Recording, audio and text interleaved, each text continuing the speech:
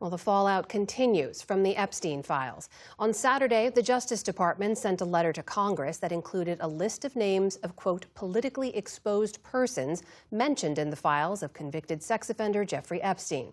Our Justice correspondent Ali Rogan has been digging into all of this and joins us now. So, Ali, let's start with that letter from the Justice Department. It contains hundreds of names, very little context. Why did the DOJ release this now? So this letter was intended as a communication to Congress saying that they have released all the documents that are relevant to the Epstein Files Transparency Act, which required the release of these documents. Of course, we also know that there are another 2.5 million documents that are remaining secret.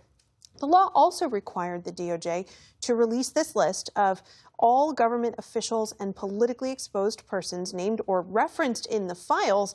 The DOJ says that's why they released this list, which contains about 280 names, but neither the Epstein law nor the DOJ defined what politically exposed actually means. So there are a number of disparate names here with, as you said, very little context. It includes people that Epstein was never known to have met, including Princess Diana, Janis Joplin, Elvis Presley. The DOJ did note that might be because some people ended up in the files because they were part of press clippings that simply made their way into emails. Well, a number of lawmakers have been calling for more transparency from the Justice Department. What's their response to this? We heard over the weekend from both Congressman Ro Khanna and Thomas Massie, who have been leading the charge for more information. In a post on X, Khanna said the DOJ was once again purposefully muddying the waters with this list that they've provided, and he called for 3 actions: release the full files, stop protecting predators, redact only the survivors' names. And Massie said the DOJ still has to produce internal documents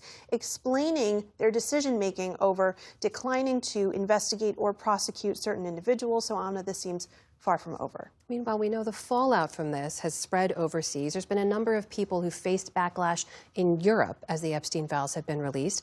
The reaction here in the U.S. has been more muted, though. What do we know about that? In Europe, there does seem to be an Epstein domino effect. In the UK, we've seen Prime Minister Keir Starmer lose an ambassador and 2 top aides because of their connections to Epstein. The former Prince Andrew is also under police investigations. Royals and politicians in Sweden, Norway, France, Slovakia, all coming under fire. So it does seem that while inclusion in the files is not an indication of any wrongdoing, the court of public opinion in Europe has clearly been thoroughly rendered its judgment. Here in the U.S., though, the backlash, as you said, has been quieter, and the departures and resignations have come from lower-profile people.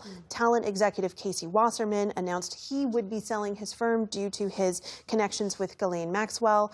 Obama-era White House counsel Kathy Rumler stepped down from her role as chief legal officer for Goldman Sachs following the release of her emails with Epstein.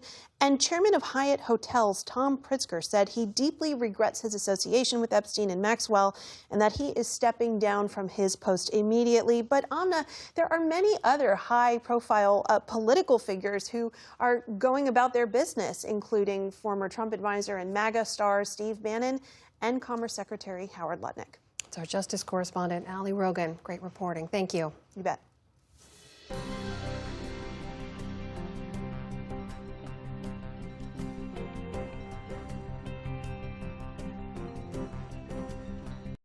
Support journalism you trust. Support PBS News.